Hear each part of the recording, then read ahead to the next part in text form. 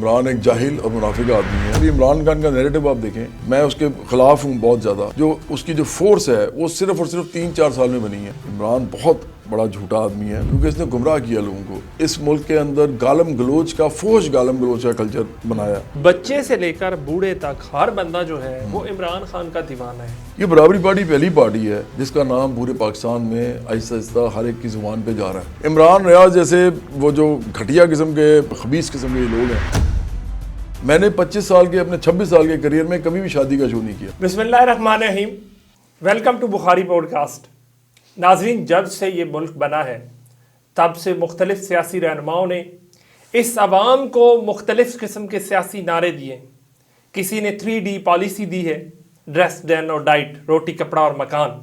تو کسی نے ریاست کو بچانے کی بات کی ہے سیاست کے سامنے, اور کسی نے نظام کو بدلنے کی بات کی. آج ایسی ہی شخصیت ہمارے ساتھ موجود ہیں جن کا یہ ماننا ہے کہ یہ پاکستانی سٹیٹ جو ہے اس کو سوشلسٹ اور کامیاب سٹیٹ بنایا جا سکتا ہے. میری مراد ہمارے دور کے انتہائی بہترین سنگر, اس کے ساتھ ساتھ برابری پارٹی کے چیئرمین جناب جواد احمد صاحب ہیں. جواد صاحب, بہت شکریہ, آپ نے ہمیں اپنا قیمتی وقت دیا. بہت شکریہ جی آپ کا مدثر صاحب, آپ اسپیشلی تشریف لائے ہیں منڈی بہاؤالدین سے, بہت شکریہ. سر, سب سے پہلے میرا سوال یہ ہے, ایک جواد احمد جس کو سارے لوگ جانتے ہیں, وہ ایک سنگر بھی ہے, ایک پولیٹیکل جماعت کا چیئرمین بھی ہے, لیکن ایک ایسا پہلو ہوتا ہے انسان کی شخصیت کا جس کو لوگ نہیں جانتے ہوتے. تو وہ جواد احمد کون ہے؟ میرا خیال ہے کہ جو اب میں جس طریقے سے لوگوں کے سامنے آ رہا ہوں, یا میں شروع سے ہوں, میں تھوڑا سا اپنے آپ کو, وہ بڑی بات نہ ہو جائے. مجھے ایک دفعہ احسن اقبال صاحب, میں اسٹیج پہ کھڑا تھا تو میں نے کوئی انقلاب کی بات کی اور انقلابی گفتگو تھوڑی سی کی, تو انہوں نے مجھے کہا یار آپ تو پورے انقلابی ہیں. تو انہوں نے جس طریقے سے کہا, وہ میرے سینئر ہیں UVT میں, تو میں کوئی بڑی بات نہیں کرنا چاہتا, لیکن میں ایکچولی انقلابی خیالات کا حامل جو ہے نا, آپ سمجھیں فلسفہ جو ہے اس کو ماننے والا ہوں. سوشلزم کا فلسفہ, سوشلسٹ ہوں, اور میں کالج کے زمانے سے ہی ہوں. اس سے پہلے بھی میری فیملی کے اندر سوشلسٹ لوگ رہے ہیں. کچھ لوگوں نے تو قلعوں میں قید بھی کاٹی ہے. تو میری فیملی کے اندر بھی ایک لیگیسی ہے, خاص طور پہ میرے ننہال کے اندر.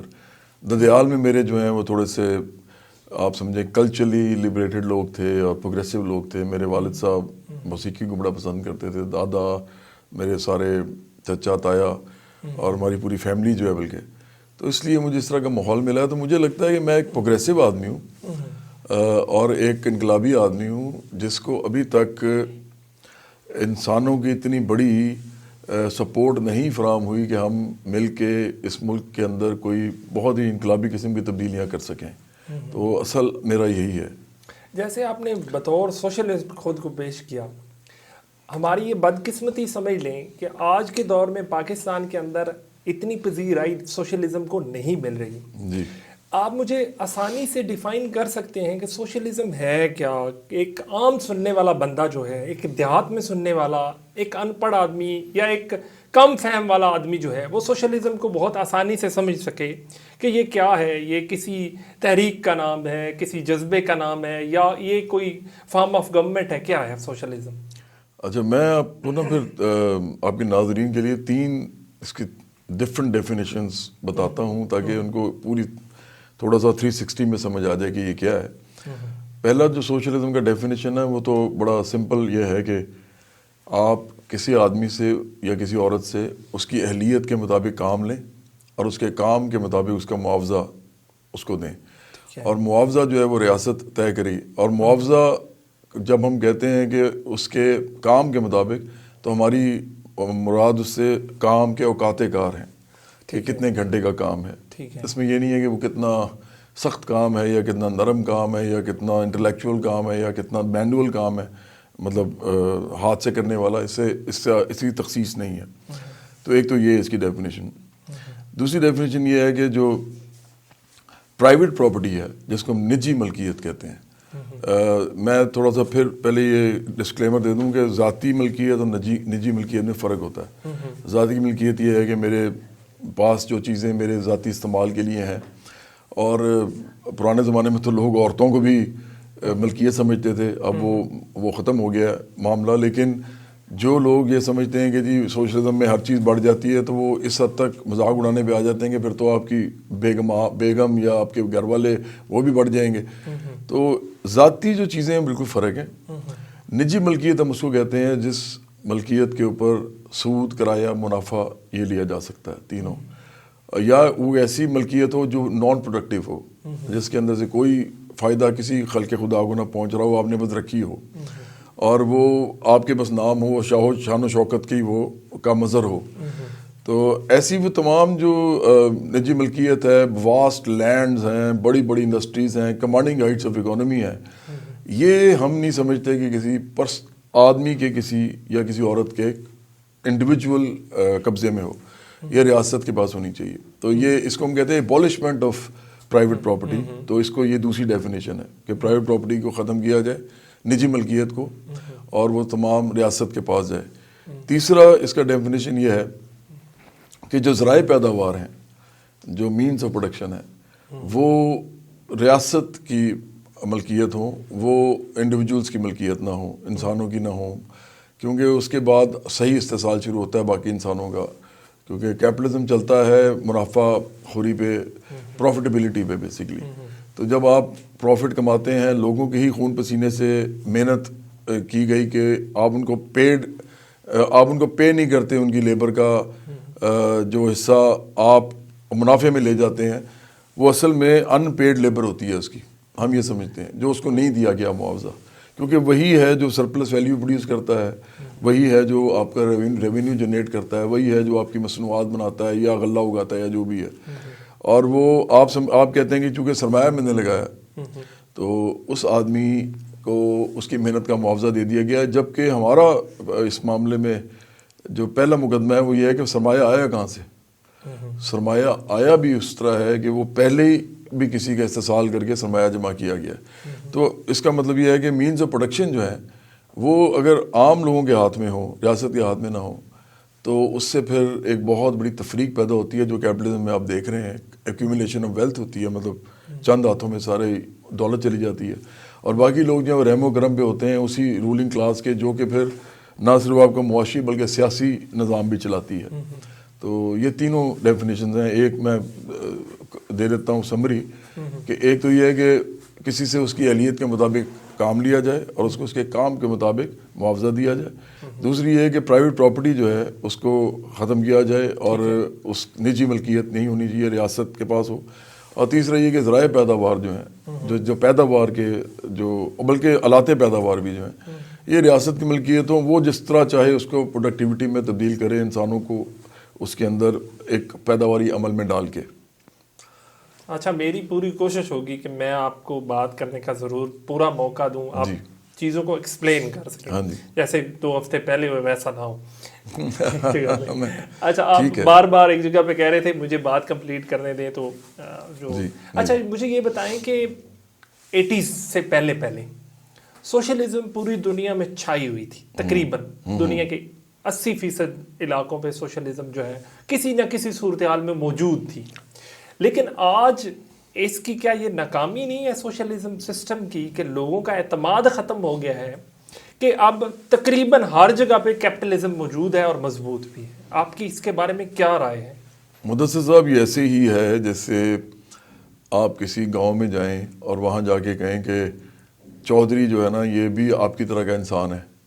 ایک عام دہقان کو کہیں، کھیت مزدور کو کہیں، اور آپ میں کوئی فرق نہیں ہے، تو وہ آپ کو دیکھ کے آپ پہلے تو وہ پریشان ہوگا کہ کیا بات کریں، پھر ڈرے گا بھی، پھر آپ کو حیرت میں بھی آئے گا، کیونکہ اس کو یہ بتایا گیا ہے کہ یہ خدا نے اس کو عزت دی ہے چودھری کو، اور چودھری کی عزت کرنا واجب ہے، اور آپ جو ہیں اس طرح ہی پیدا کیا آپ کو، آپ صبر شکر کریں.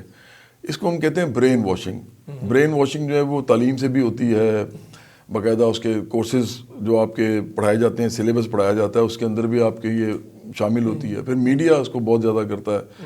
پھر سیاست کے اندر بھی لوگوں کو برین واشنگ کی جاتی ہے. سیاست چونکہ ایلیٹ کے پاس ہوتی ہے، تو ہم کہتے ہیں کہ دا رولنگ کلچر یا ruling philosophy in a society is the culture اور the philosophy of the ruling class. ٹھیک ہے، رولنگ کلاس کا ہی ہوتا ہے جو نیچے وہ ٹرانسفر کرتے ہیں تاکہ لوگ جو ہیں وہ ان کے مفادات کے سامنے کھڑے نہ ہو سکیں تو وہ آپ کا جو اکنامک اور سیاسی جو کیپٹل ہوتا ہے اس کو محفوظ رکھنے کے لیے سماجی کیپٹل بنایا جاتا ہے، اور وہ سماجی طور پہ آئیڈیاز کی صورت میں لوگوں تک پہنچایا جاتا ہے تاکہ وہ ریوولٹ نہ کریں۔ تو آپ نے جو بات کی ہے نا، یہ اگر آپ ہسٹری دیکھیں نا تو رشیا میں جب ریولوشن آیا 1917 میں، جی جی، تو اس کے فوراً بعد کوئی تقریباً 30 کے قریب ملک جو ہیں، جو کیپٹلسٹ ملک تھے، ان کی فوجوں نے ان کے بارڈر پہ آ کے لڑائی شروع کر دی۔ یہ بہت کم لوگوں کو بتایا جاتا ہے۔ اور اس کے بعد پھر یہ بھی ہوا کہ کیونکہ آپ کو پتہ ہے اس وقت جنگ عظیم چل رہی تھی 1917 میں، تو 1919 تک وہ چلی۔ اس کے اندر کیونکہ رشیا چاہتا تھا کہ ہم جنگ عظیم سے باہر آئیں، کیونکہ بولشوکس کا نعرہ یہی تھا جب انہوں نے انقلاب کیا، کہ ان کا نعرہ یہ تھا کہ لینڈ، پیس، بریڈ، یہ ان 3 چیزوں کی بات کر رہے تھے، مطلب روٹی، زمین اور امن۔ جی جی، تو وہ لیکن چونکہ اتنی جلدی نکلنا اس کے لیے ان کے لیے مشکل ہو رہا تھا، تو ان کی جتنی بھی پیزنٹری تھی نا، جو ان کا رورل ایریاز میں جتنے بھی لوگ تھے، وہ 93% تھی اس زمانے میں، 93% پیزنٹری تھی، اور صرف 7% جو تھے وہ انڈسٹریل ورکر تھے۔ تو ان کے اندر بھی ایک بڑھ رہی تھی بے چینی، ان کے لوگ مر رہے تھے بارڈرز پہ۔ تو آپ کو یہ بھی پتہ ہے کہ رشین ٹھیک ٹھاک تعداد میں مرے بھی تھے۔ تو اس لیے پھر ادھر پھر یہ معاملہ ہوا کہ جب یہ فوجیں بھی آ گئیں، اس کے بعد پھر سول وار سٹارٹ ہو گئی اسی وجہ سے، کیونکہ سول وار میں جب آپ ریولوشن کرتے ہیں نا تو کاؤنٹر ریولوشنری فورسز بھی بہت زیادہ ہوتی ہیں جو پچھلے نظام کے بینیفیشریز ہوتے ہیں۔ اگر وہ دیکھیں کہ باہر بھی فوجیں آ گئی ہیں تو وہ اندر بھی شروع کر دیتے ہیں۔ تو یہ معاملات رشیا کو پہلے تو یہ رہے انٹرنلی، اور وہ کیپٹلزم نے ان کو بڑا ٹھیک ٹھاک جو ہے وہ دباؤ میں رکھا۔ اس کی وجہ سے جو ڈکٹیٹوریل ایک سیٹ اپ تھا وہ بن گیا 1924 کے بعد، تو وہ باقاعدہ ان پلیس ہو گیا، کیونکہ لینن جو ہے وہ فوت ہو گیا 1924 میں، اور لینن خود کہہ گیا تھا 1921 میں کہ اگر رشیا کا اگر جرمنی میں ریولوشن نہیں آتا تو رشیا کا جو ریولوشن ہے وہ ڈومڈ ہے، وہ ختم ہو جائے گا۔ اور اس نے یہاں تک کہا کہ ہم جرمن ریولوشن کے لیے اپنا رشین ریولوشن قربان کرنے کے لیے تیار ہیں۔ اتنا زیادہ وہ اس کو امپورٹنٹ سمجھتا تھا، کیونکہ ان کو ٹیکنالوجیکلی ایڈوانس ملک تھا، اور سوشلزم میں صرف سوشلزم تو نہیں لانا ہوتا، اپنے اس کی پھر بہت تیزی سے گروتھ اور ڈیولپمنٹ کرنی ہوتی ہے اس فلسفے کے انڈر۔ تو اس میں آپ کو سائنس ٹیکنالوجی چاہیے ہوتی ہے، تو وہ ان کے پاس نہیں تھی۔ بہت ہی آپ کو میں نے بتایا کہ صرف 7% لوگ جو تھے وہ انڈسٹری میں کام کرتے تھے، تو بہت چھوٹی انڈسٹری تھی۔ اچھا، اس کے بعد پھر کیا ہوا کہ اگر آپ امریکہ کی تاریخ دیکھیں تو امریکہ کی تاریخ میں مکارتھیزم ایک پورا ایک سبجیکٹ ہے۔ اسی طرح وہ جو جے ایڈگر ہوور تھا جو کہ ایف بی آئی کا چیئرمین رہا، میرے خیال 45 سال رہا ہے شاید، مطلب اتنا بڑا ٹینیور کسی نے کیا ہی نہیں آج تک، کہ شاید ہی کسی ادارے نے دنیا میں کوئی ایسا بندہ رکھا ہو جو 45 سال تک 40-45 سال تک رہے۔ یہ سارے وچ ہنٹ کرتے تھے سوشلسٹوں کا، جو امریکن سوشلسٹ تھے۔ ٹھیک ہے، اور سب سے عجیب بات ہے جو لوگوں کو نہیں پتا کہ ٹروٹسکی جب آیا تھا نا ریولوشن کے لیے رشیا، تو امریکہ سے آیا تھا، آخری پڑاؤ اس کا امریکہ میں تھا، اور وہاں سے وہ ادھر آیا تھا۔ تو امریکہ میں بہت ٹھیک ٹھاک ریولوشنری آئیڈیاز جا رہے تھے لوگوں کے اندر، اور لوگ جو ہیں وہ اس کو ایکسیپٹ کر رہے تھے۔ اسی لیے پھر انہوں نے ان کے خلاف وچنٹ کیا، چن کے لوگوں کو وہاں پہ سوشلسٹوں کو، جو کہ تاریخ میں ہے، مطلب میں تو نہیں بتا رہا۔ مکارتھی کو تو باقاعدہ یہ کام دیا تھا، سینیٹر تھا وہ، سینیٹر مقام دیا گیا تھا کہ تمام سوشلسٹوں کو وچ ہنٹ کے ذریعے پکڑو، تو ان کو جلا وطن بھی کیا گیا، ان کو قیدوں میں بھی ڈالا گیا، ان کو مارا بھی گیا۔ تو دیکھیں پوری دنیا میں ایک اس طرح سمجھیں کہ رشین ریولوشن کے بعد ایک بہت بڑا ان کے خلاف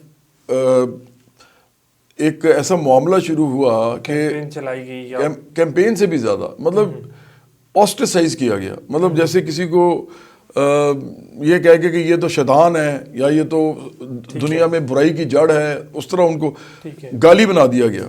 اس طرح ان کو اپنے ذرائع ابلاغ کے ذریعے امریکہ میں اور یورپ میں بھی، لیکن یورپ میں اتنا افیکٹ نہیں ہوا، امریکہ میں زیادہ ہوا، چونکہ امریکہ آخرکار ڈیسائسو ملک بنا، آپ کو پتہ ہی ہے 1945 کے بعد۔ تو انہوں نے پھر ایک طریقے سے، ایک آرگنائز طریقے سے نا سوشلزم کے خلاف کیمپین کی ہے پوری دنیا میں۔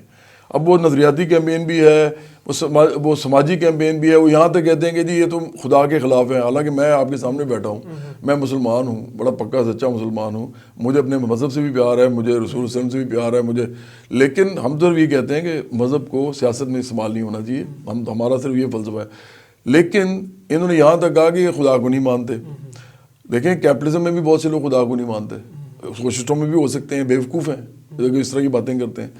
تو انہوں نے اس طرح کہا. پھر انہوں نے کہا یہ کلچرلی ٹھیک نہیں ہے, یہ بہت ہی زیادہ مادر پدر آزاد ہیں, یہ بھی غلط تھا. جتنا کیپٹلزم میں آپ کو مادر پدر آزاد لوگ ملیں گے وہ یہاں تو نہیں ملیں گے. آپ کو رشیا میں نیوڈ بیچ نہیں ملے گا, آپ کو چائنا میں بھی نہیں ملے گا, آپ کو امریکہ میں ملے گا. تو آپ کس طرح کہہ رہے ہیں کہ یہ مادر پدر آزاد ہیں. پھر تیسرا انہوں نے کہا جی کہ یہ لوگ جو ہیں یہ ریاستوں کو وہ کرتے ہیں, ریاستیں توڑنا چاہتے ہیں, یہ بھی بری بات ہے. ہم سمجھتے ہیں کہ ہم تو ریاستیں جوڑنا چاہتے ہیں, ہم تو پوری دنیا میں گلوبل سوشلزم چاہتے ہیں. تو میں اس لیے آپ کو یہ ساری باتیں بتائی ہیں بریفلی, کیونکہ سوشلزم کو باقاعدہ لوگوں کی یادداشت, لوگوں کے ذہنوں سے نکالنے کے لیے ایک کیمپین ابھی تک چل رہی ہے, اور پھر مختلف ملکوں میں اس کو مختلف طریقوں سے پھیلایا گیا. کہیں پہ ریلیجن یوز کیا گیا, کہیں پہ قومیت کو یوز کیا گیا, کہیں پہ علاقائیت کو یوز کیا گیا, کہیں لسانیت کو یوز کیا گیا. سوشلزم کے خلاف جو کیمپین ہے وہ ہر قسم کی آئیڈینٹی پالیٹکس کو یوز کر کے کی گئی ہے, وہ ابھی تک بڑی کامیاب ہے. تو اس لیے آپ کو نظر نہیں آتا, ادروائز یہ تو اپنی جگہ پہ کھڑا ہے. جب تک کیپٹلزم رہے گا اس کے اندر ایٹروسٹیز رہیں گی, کیپٹلزم کے اندر مسائل رہیں گے, سوشلزم کا نعرہ ختم نہیں ہو سکتا. کیپٹلزم اتنا مضبوط ہو چکا ہے, جی ہو سکتا ہے آپ کی نظر میں مختلف ہو, کہ اگر کوئی کام کرنے والا 8 گھنٹے کسی جگہ پہ کام کرتا ہے تو باقی 16 گھنٹے وہ سوچتا ہے کہ میں نے اس کی فرم کو, اس کی کمپنی کو کس طرح بہتر بنانا ہے, اس کے ادارے کو کس طرح بہتر بنانا ہے. اگر اتنا وہ اعصاب پر حاوی ہو چکا ہے تو آپ کیسے اس معاشرے کے اندر جہاں پہ کیپٹلزم کی اتنی طاقت سے گرفت موجود ہے, اور اس کے ساتھ ساتھ آپ جیسے دیکھ رہے ہیں کہ آپ کہہ رہے ہیں کہ دنیا کی سپر پاور جو بھی ہے امریکہ, وہ بھی اس کو مکمل جو ہے وہ اس کو سنب کرنا چاہتی ہے, ختم کرنا چاہتی ہے. تو آپ کیسے پاکستان جیسے ملک میں جہاں پر بہت سارے فیصلے جو ہیں وہ پاکستانیوں کی مرضی اور امنگوں کے مطابق نہیں ہوتے, وہاں پر آپ کے پاس کون سا ایسا اعلیٰ دین کا چراغ ہے یا رستہ ہے یا کوئی جو نوجوانوں کو جو ہے وہ پسند آ جائے؟ مدثر صاحب بات یہ ہے کہ اللہ دین کا چراغ پاکستان میں ایک ہی ہے, لیکن وہ اتنا بٹا ہوا ہے, وہ اس کو مختلف طریقوں سے مطلب تقسیم کیا گیا ہے. میں نے آپ کو بتایا ابھی کہ تقسیم جو ہے وہ مذہب کے نام پہ بھی ہے, فرقے کے نام پہ بھی ہے, ہر لحاظ سے. تو وہ جو اللہ دین کا چراغ ہے وہ عوام ہے, اور عوام کے اندر میں آپ کو اپنا ایک ذاتی وہ بتا دیتا ہوں تجربہ. جب میں نے سب سے پہلے میں نے ایک آرگنائزیشن بنائی تھی, اس کا نام تھا رائز فار ایکوالٹی. یہ سیاسی پارٹی بنانے سے پہلے تو مطلب اپنی برابری کے لیے کھڑے ہو جاؤ, رائز فار ایکوالٹی کا ہی بنے گا. اور اس کے انڈر ہم نے ایک بینر کے نیچے ہم نے ایک آرگنائزیشن بنائی جو ممبرشپ آرگنائزیشن تھی, اور اس کا نام تھا international youth and workers movement, یعنی عالمی نوجوان اور محنت کش تحریک. جب میں اس کے انڈر جا کے گاؤں دیہاتوں میں گیا نا, اب میں نے وہاں جا کے بات کرنی شروع کی لوگوں سے, آپ بلیو کریں مجھے پہلی دفعہ نا جو ہمارا طبقاتی سوال جو ہے جس کو ہم کھڑے ہوئے ہیں, جیسے کارل مارکس نے کہا تھا نا کہ the whole history of mankind is related to the history of class struggle. یہ پوری جو دنیا کی تاریخ ہے یہ اصل میں طبقاتی جد و جہد کی تاریخ ہے, not in the same words, لیکن تقریباً اس کا جسٹ یہی تھا. مجھے ایگزیکٹلی اس کی کوٹیشن یہ سب بھول رہی ہے, لیکن مطلب اس کا یہی تھا. تو وہ مجھے پہلی دفعہ اپنے سامنے اس کا مظاہرہ دیکھنے کو ملا. جتنے غریب لوگ پاکستان کے اندر ہیں وہ اندر سے سارے سوشلسٹ ہیں, صرف آپ نے ان کو بتانا ہے کہ یہ جو آپ سوچتے ہو سوشلزم ہے. اب پاکستان میں غریب لوگ ہیں کتنے؟ وہ تو 85% ہیں. 85% سے کم تو کسی صورت میں نہیں. بالکل صحیح بات. وہ جو اپر مڈل کلاس یا مڈل کلاس, خوشحال مڈل کلاس, جن کے پاس چند کروڑ کے گھر ہیں, ایون آج جس علاقے میں ابھی آپ آئے ہیں اس علاقے میں مڈل کلاس رہتی ہے, کوئی اپر مڈل کلاس نہیں رہتی. لیکن یہ لوگ بھی ان کے پاس کروڑوں کے گھر تو ہیں نا. ادھر تو 3 مرلے کا جو مکان ہے وہ بھی 1.25 کروڑ 1.5 کروڑ کا ہے. تو اس کا مطلب دین میں باقی علاقوں سے زیادہ ہے. جی جی بالکل. تو مطلب بہت سارے ایسے لاہور کے اندر حصے ہیں, میں لاہور میں رہتا ہوں, آپ کو پتہ ہے, آپ لاہور تشریف لائے ہیں, تو یہاں پہ بہت سے لوگ ایسے ہیں جو کروڑ پتی ہیں لیکن وہ مڈل کلاس ہیں. تو مڈل کلاس تک کے جو لوگ ہیں نا, ان سے بھی آپ پوچھیں گے نا ان کے بڑے مسائل ہیں. بڑے مسائل ہیں. تھانے کچہری کے مسائل ان کے سب سے زیادہ ہوتے ہیں. یہ عزت دار لوگ ہوتے ہیں, ان کو تھانے میں بلایا جائے نا یہ ڈر جاتے ہیں کہ یار یہ پتہ نہیں ہے میرے ساتھ کیا ہوگا. گھر تو ہے اس کے پاس, گاڑی بھی ہے, لیکن وہ تھانہ جو ہے نا اس کے لیے ایک مسئلہ ہے. تھانہ صرف جن کے لیے مسئلہ نہیں ہے, یا اسپتال جن کے لیے مسئلہ نہیں ہے, یا بہت اچھی تعلیم دینے کا مسئلہ نہیں, وہ ہیں اپر مڈل کلاس کے تھوڑے سے لوگ, باقی ایلیٹ ہے ہماری. ٹھیک ہے. تو اگر آپ سوشلزم کو سمجھائیں, جو میں نے کر کے دیکھا ہے, آپ بلیو کریں ہر ایک کو سمجھ آتا ہے, ہر ایک کو. لوور مڈل کلاس کو فوراً سمجھ آتا ہے, غریب آدمی کو فوراً سمجھ آتا ہے. پرابلم صرف یہ ہے کہ ہمارے پاس پاکستان میں برابری پارٹی کے علاوہ کوئی بڑی پارٹی ایسی پوری تاریخ میں نہیں آئی ابھی تک. کوئی ایسی, میں آپ کو بڑی ذمہ داری سے بتا رہا ہوں, یہاں پہ آپ کو پارٹیوں کے نام تو ملیں گے, جیسے آپ کو کمیونسٹ پارٹی آف پاکستان ملے گا, بہت سی پارٹیز ملیں گی. اے این پی ایک زمانے میں جب نیپ ہوتی تھی وہ بھی وہ تھی. سندھو جو دیش کی جنہوں نے بات کی تھی, جی ایم سید وغیرہ جو تھے, ان کی بھی پارٹیاں تھیں, لیکن کوئی بھی ان میں سے پارٹی بڑی پارٹی نہیں تھی. بڑی پارٹی اگر بنی ہے سوشلزم کے صرف نام پہ تھی نہیں سوشلسٹ, وہ تھی پیپلز پارٹی. ٹھیک ہے. پیپلز پارٹی کے علاوہ آپ کو کوئی ایسی نہیں ملتی کہ جس کا بچے کو نام پتہ ہو. یہ برابری پارٹی پہلی پارٹی ہے جس کا نام پورے پاکستان میں آہستہ آہستہ ہر ایک کی زبان پہ جا رہا ہے, اور یہ ایک ٹائم آئے گا کچھ عرصے میں کہ ہر ایک کے پاس موجود ہوگا یہ نام. اور یہ ہے بھی مڈل کلاس, اور یہ مڈل کلاس لوگ چلا رہے ہیں میری طرح کے, اور ساتھ ورکنگ کلاس کے لوگ جو کہ پڑھے لکھے, ہم ان کو اپنے ساتھ اپنی فولڈز میں لے کے آتے ہیں تو وہ بھی کرتے ہیں. مجھے یقین ہے کہ یہ جو اللہ دین کا چراغ عوام ہے, ان کو صرف ہمارا پیغام پہنچنے کی دیر ہے, اور ان کو یہ بھروسہ ہو جائے ہمارے پہ کہ یہ لوگ ہمارے لیے کھڑے بھی ہوں گے, اور یہ لوگ جو کہہ رہے ہیں وہ ٹھیک کہہ رہے ہیں. تو یہ بہت تھوڑی دیر کے اندر ہی ہو سکتا ہے. میں یہاں پہ لینن کا ایک مقولہ کوٹ کرنا چاہوں گا ختم کرنے کے لیے اپنی بات. اس نے ایک دفعہ کہا تھا کہ کئی صدیاں گزر جاتی ہیں, کئی صدیاں گزر جاتی ہیں, اور وہ انقلاب کا لمحہ نہیں آتا, اور کئی دفعہ انقلاب کا جو لمحہ آتا ہے تو اس میں کئی صدیاں گزر جاتی ہیں. تو آپ کو پتہ بھی نہیں لگتا کہ ایک دم اتنا بڑا چینج آ گیا. تو یہ پتہ نہیں ہوتا. پولیٹکس بڑی فلوئڈ چیز ہے, اس کے اندر کچھ بھی کبھی بھی ہو سکتا ہے. ابھی عمران خان کا نیریٹو آپ دیکھیں, میں اس کے خلاف ہوں بہت زیادہ, لیکن اس کی جو فورس ہے وہ صرف اور صرف 3-4 سال میں بنی ہے. آپ دیکھیں 2022 سے سٹارٹ کیا اس نے, اور 2026 کے اندر نوجوانوں کی بڑی تعداد جو ہے وہ سمجھ رہی ہے کہ یہ باہر نکالو, مظلوم ہے, یہ ہے وہ نہیں. ان کو نہیں پتا بوٹ پالش کیا, کس کے ساتھ رہا, مذہب کو کیسے یوز کیا, ان کو نہیں پتا. ان کو صرف یہ پتا ہے کہ یہ آدمی جو ہے اس وقت ہمارے ساتھ جو بات کر رہا ہے ہمیں صرف اس کی سمجھ آ رہی ہے. تو یہ 4 سال میں ہوا ہے نا, آپ کے سامنے ہوا ہے. اس سے پہلے تو عمران کو بھی گالیاں نکالتے تھے لوگ, سڑک پہ کھڑے ہوئے گالیاں نکال رہے تھے اس کو 2021 میں, کیونکہ مہنگائی تھی اور بے روزگاری تھی. تو یہ ہو جاتا ہے, کوئی پتہ نہیں کب ہو جائے گا. یہ چیئرمین صاحب, جس طرح آپ خان صاحب کی بات کرتے ہیں ان کی طرف ضرور آتے ہیں جی. آپ مجھے پہلے سمجھائیں کہ برابری پارٹی کا کیا منشور ہے ٹیکنیکلی کہ لوگ اس کی طرف انسپائر ہوں. یہ باتیں بہت آسانی سے کی جا سکتی ہیں کہ سب لوگ برابر ہوں, سب کے پاس تعلیم ہو, سب کے پاس صحت ہو. یہ بہت پیاری باتیں لگتی ہیں اور یہ ڈیفینیٹلی سب کو سمجھ بھی آتی ہیں. جی.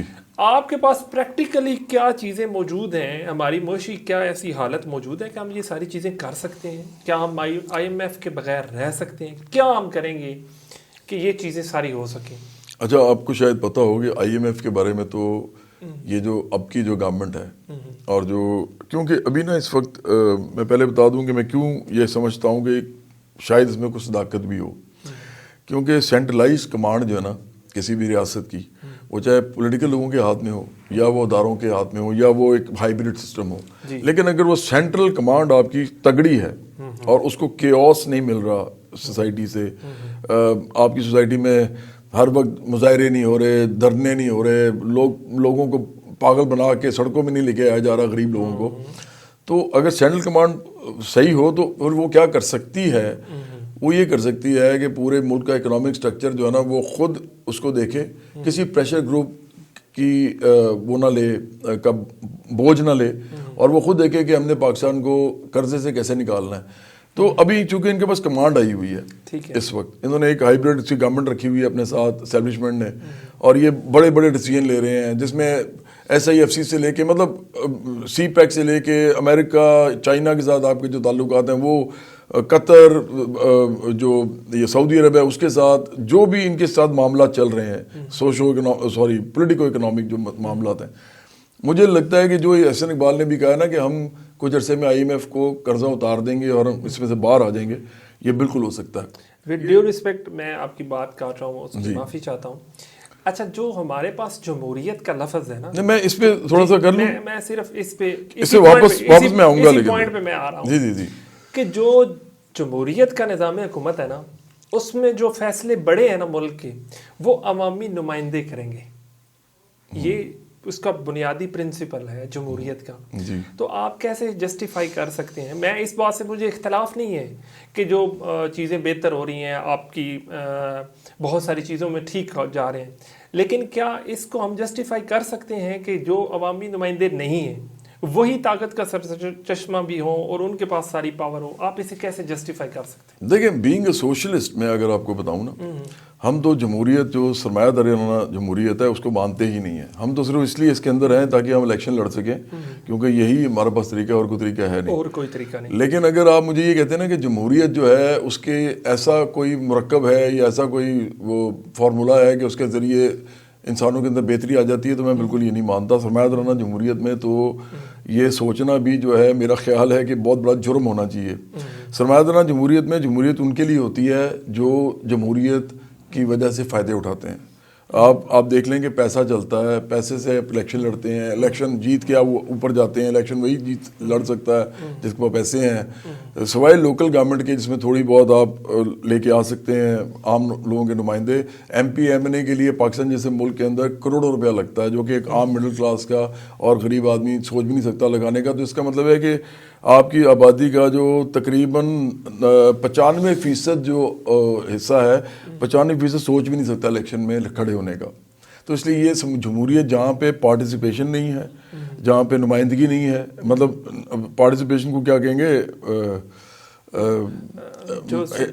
حصہ لینا، مطلب میں وہ باقاعدہ ڈائریکٹلی اردو میں سوری کئی دفعہ نا کیا ہوتا ہے کہ پارٹیسپیشن کا مطلب میں لوگوں کو سمجھانا چاہ رہا ہوں کہ جو لوگ حصہ ہی نہیں لے سکتے الیکشن کے پروسیس میں، پھر جو لوگ نمائندگی نہیں کر سکتے الیکشن کے پروسیس میں، اور پھر جو لوگ اس کے بعد ٹرانسپیرنسی، مطلب ایک وہ لفظ ہوتا ہے اس کا بھی، ایک شفافیت جو ہے اس کو نہیں کر سکتے، انشور نہیں کر سکتے، تو ایسے لوگ، اور پھر اکاؤنٹیبلٹی بھی نہیں کر سکتے، عام لوگ نہیں کر سکتے، یہ آپس میں ہی کرتے ہیں ایک دوسرے کی، وہ بھی نہیں کرتے، آپ کو معلوم ہی ہے، یہ ایک دوسرے کی جدادیں بچاتے ہیں، چاہے اپوزیشن میں ہوں چاہے رولنگ پارٹی میں ہوں۔